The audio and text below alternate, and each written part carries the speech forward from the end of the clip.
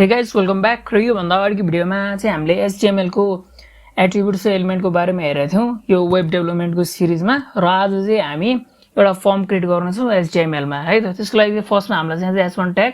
अब हामीले के को लागि फर्म बनाएर त भने एउटा कुनै कलेजको लागि बनाऊँ जुनमा चाहिँ हामीले स्टुडेन्टको नाम लिनुपर्ने छ र डाटा लिनुपर्ने छ है त।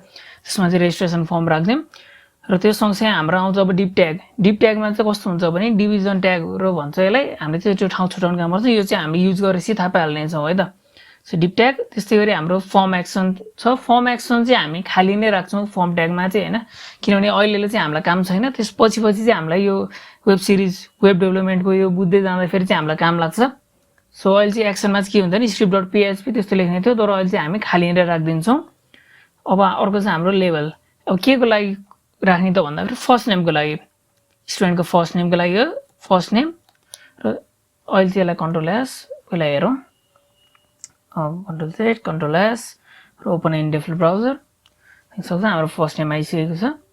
त्यस्तै गरी अब हामीलाई चाहिन्छ इनपुट टाइप। इनपुट टाइप त अब नाम त टेक्स्टमै त हुन्छ नि हैन, कुनै सिम्बलमा त नाम हुँदैन।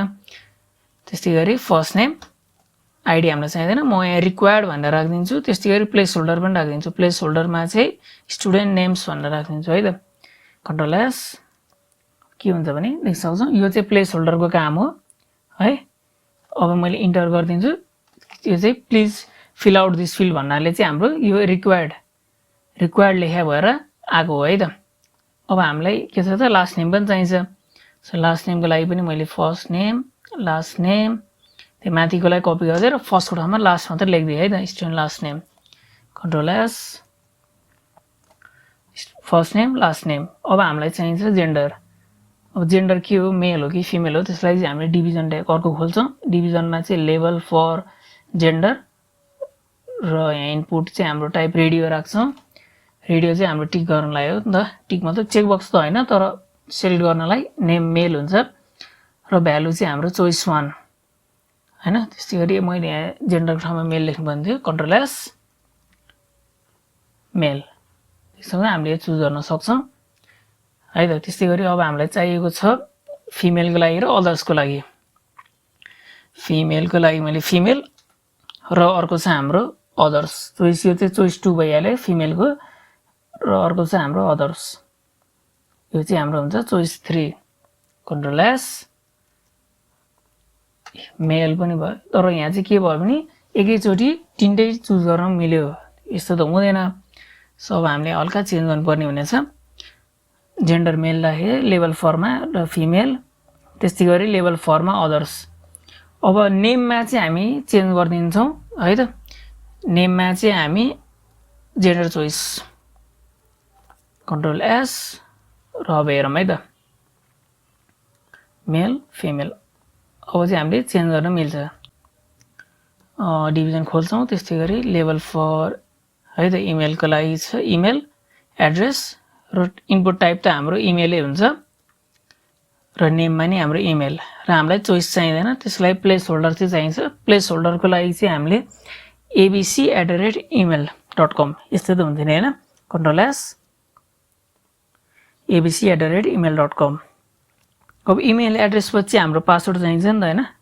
सो त्यसको लागि पनि हामी त्यही कपी पेस्ट गरिन्छौं र इमेलको ठाउँमा पासवर्ड र इनपुट टाइप पनि हाम्रो पासवर्ड हुन्छ, नेम पनि हाम्रो पासवर्ड हुन्छ। अब प्लेस होल्डर त चाहिदैन हामीलाई है त। कन्ट्रोल एस पासवर्ड देख्छ चाहिँ हामी स्ट्रिङ नेममा लेख्न सक्छौं, लास्टमा नाम लेख्न सक्छौं, मेलमा र please enter a part following भन्नु आउँछ। @email.com राख्दिए मैले। अब हाम्रो पासवर्ड देख्न सक्छौं। मैले के लेखेको देखिँदैन है त। यसरी चुज गर्न मिल्छ किन पासवर्ड त प्रोटेक्टेड हुनु पर्यो नि त है त। अब हामी चाहिँ डेट अफ बर्थमा काम गर्छौं। डेट अफ बर्थमा चाहिँ डिभिजन अर्को खोल्छौं डिप ट्याग। डिप ट्यागमा चाहिँ हामीले लेभल फर मन्थ र हाम्रो मन्थ डेट अफ बर्थ हुन्छ। त्यस्तै गरी सेलेक्ट नेममा चाहिँ मन्थ आईडी चाहिदैन। सेलेक्ट ट्याग भनेको चाहिँ यो है सेलेक्ट ट्याग र अप्सन भ्यालुमा चाहिँ हामी अब पहिला खाली राख्छौं। 11 वटा त चाहिन्छ हामीलाई। यो चाहिँ हामीले अप्सन ट्याग हो। अप्सन ट्याग चाहिँ किन राखेको नि बुझ्दै जानु हुनेछ है। यो हामीले कोड रन गरिसकेपछि सो अप्सन भ्यालु हामीलाई 11 वटा चाहिन्छ किनभने मन्थ 11 वटा हुन्छ 11 वटा भयो। त्यसैगरी अब म अप्सन भ्यालुमा चाहिँ जनवरी हो नि त हैन, January February March April May June July August September October November December control S date of birth. तर हामीले भ्यालुमा राखे भएर चुज गर्न मिल्दैन है। अब अर्को चाहिँ भ्यालुमा नि हामीले चेन्ज गर्छौं जनवरी February March April May June July August September October November र डिसेम्बर कन्ट्रोल एस यसलाई दिन सक्छौं। जनवरी फेब्रुअरी मार्च हाम्रो आइसकेको छ तर यहाँ फर्स्टमा जनवरी सेलबाट सिलेक्ट भयो। अब म चाहिँ यहाँ सिलेक्ट डिसेबल राख्दिन्छु। अर्को अप्सन ट्याग हुन्छ अप्सन भ्यालु 0 राख्छौं। त्यसैगरी हामीले सिलेक्टेड डिसेबल गर्दिन्छौं। त्यसमा चाहिँ के हुन्छ नि त्यो सिलेक्ट गर्न चाहिँ मिल्दैन तर त्यहाँ देखिन्छ के छ त मन्थ कन्ट्रोल एस मन्थ।